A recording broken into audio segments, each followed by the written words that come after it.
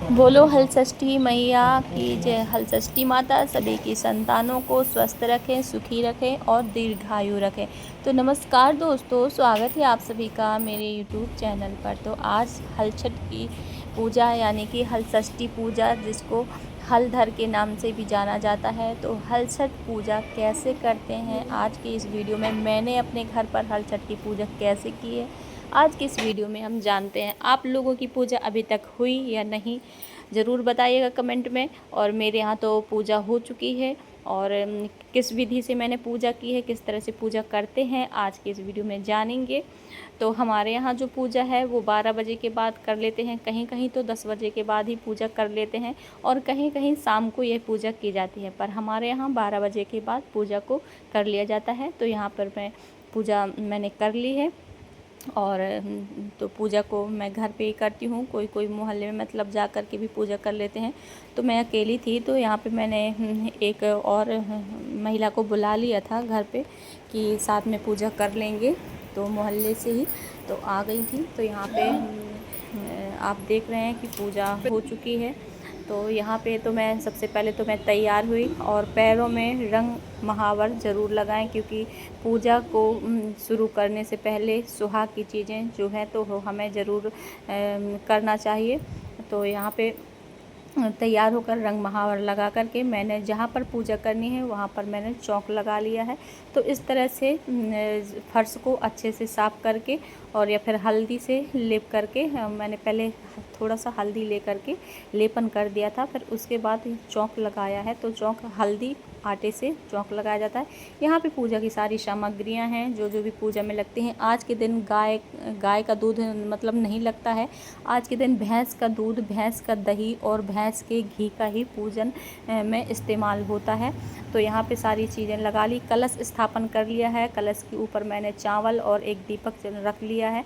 सबसे पहले तो हम कलश का पूजन करेंगे। तो यहाँ पे मैंने जल से छिड़काव करके और हल्दी कुमकुम से पुष्प से कलश का पूजन कर लिया है। और साथ में जो भी महिला मतलब पूजा करने के लिए आई थी वो भी कर रही हैं पूजन। कलश का पूजन करने के बाद यहाँ पे जो हमारे यहाँ इस तरह से हल छठ का मतलब की पूजा की जाती है, जैसे कि कांस, बेरी, पलाश के और ये लगा करके पौधों को, उनकी टहनियों को जोड़ करके पूजा करते हैं। तो इस तरह से यहाँ पे किसी भी मतलब गमले में या डिब्बे में और मिट्टी में लगा करके हम पूजन करते हैं। तो यहाँ पे मैंने डिब्बे में लगा लिया था, और ऊपर से मैंने कपड़ा डाल रखा है ताकि अच्छा लगे देखने में। और फिर हम सब गौर का पूजन करेंगे, क्योंकि कलश और गौर ज़रूरी होता है पूजन में, क्योंकि ये पूजाएं ऐसी डेली की पूजाएं नहीं होती हैं, साल में एक बार आती हैं। तो हम इस पूजाओं को विधि विधान से ही करना चाहिए। तो कलश और गौर का पूजन हमें ज़रूर करना चाहिए। तो यहाँ पे मैंने कलश पहले ही पूजन कर लिया है, और अब गोबर की बनी हुई जो गौर होती है तो ये गौर का मैं पूजन कर लूँगी। तो गौर को मैंने जल का छींटा दे करके यहाँ पे चंदन चावल पुष्प से पूजन कर लिया है। अब धूप बत्ती को जला लेते हैं। पूजा के सर्वप्रथम एक दीपक जलाकर रखना है, क्योंकि पूजा पर सबसे पहले दीपक जलाया जाता है, और दीपक हमारी पूजा का साक्षी होता है।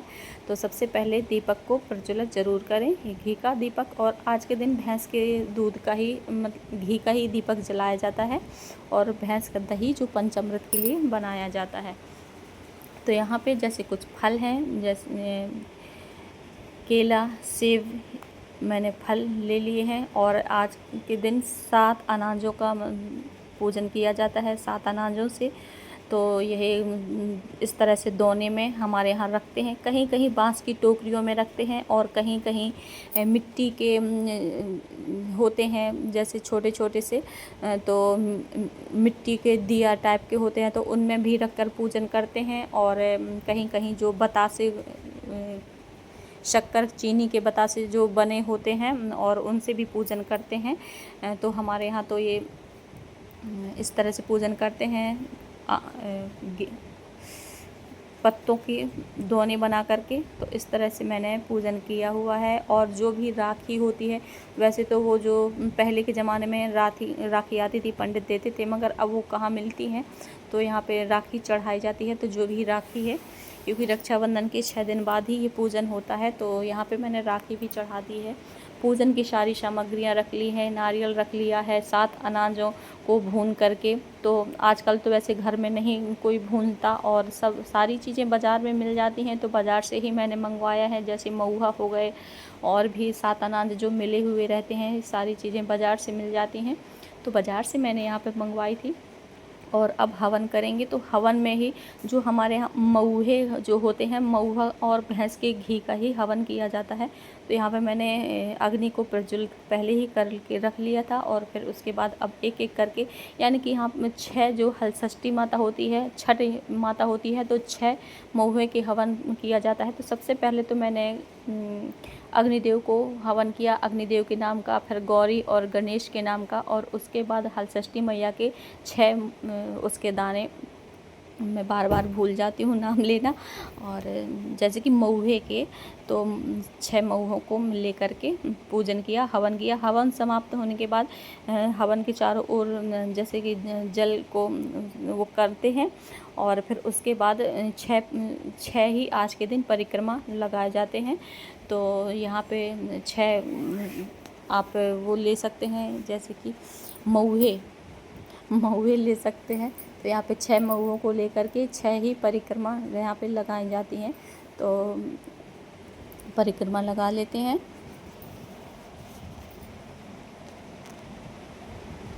इसके बाद परिक्रमा यहाँ पर पूरी हो चुकी हैं, और अच्छे से छठी मैया से प्रार्थना करेंगे।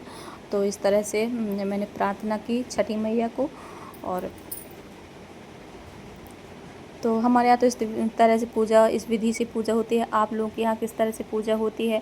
आपके यहाँ महुए के पत्तों में के दोने बना करके पूजा जाता है, या फिर आपके यहाँ बांस की टोकरियों में पूजा जाता है, या फिर मिट्टी के कुल्हड़ों में आपके यहाँ पूजा जाता है?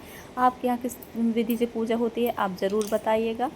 और तो अब चलिए आरती कर लेते हैं, और किस्सा यानी कि हर छठ मैया की जो कहानी होती है, कहानियों को सुन लेते हैं।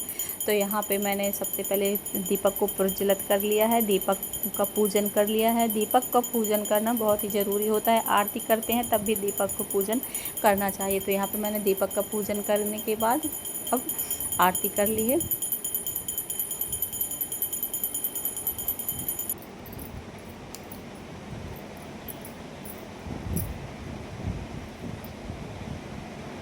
तो यहाँ पे आरती हो गई है, आरती के जल घुमा करके, और फिर यहाँ पे बच्चे को मृत्यु का पता चला तो उसने अपनी गलती का अब हम कथा को सुनेंगे। तो यहाँ पे मैंने कथा की, जो हलषष्ठी मैया की कथा होती है। वैसे तो कथाएं याद नहीं रहती हैं, और मैंने कथा के वीडियो अपलोड भी किए हुए हैं, तो फ़ोन से ही कथा निकाल करके सुन सकते हैं। तो मैंने ही वही किया है, फ़ोन से ही कथा को निकाल करके मैंने पढ़ लिया है। और कथा की वीडियो आपको मिल जाएंगी, पहले से ही डली हुई हैं, तो आप चेकआउट कर सकते हैं। और यहाँ पे पंचामृत में जो दही होता है, तो दही का और केले और महुए डाल करके ही पंचामृत लेते हैं। अब गौरा मैया को सुहाग देंगे, और फिर उसके बाद हम सुहाग लेंगे।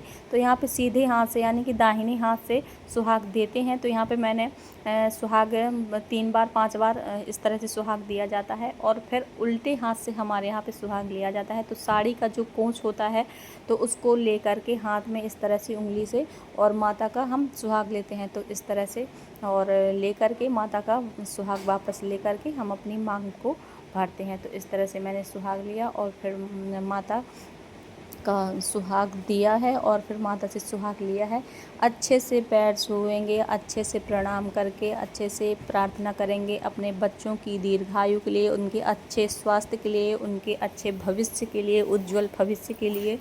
तो इस तरह से प्रार्थना करते हैं, इस तरह से हलषष्ठी मैया माता सभी की संतानों को स्वस्थ रखें, सुखी रखें, समृद्ध रखें। और आपको यह पूजा कैसी लगी वीडियो में ज़रूर बताइएगा, लाइक शेयर कमेंट ज़रूर कीजिएगा। मिलते हैं नेक्स्ट वीडियो में। जय श्री कृष्णा, राधे राधे।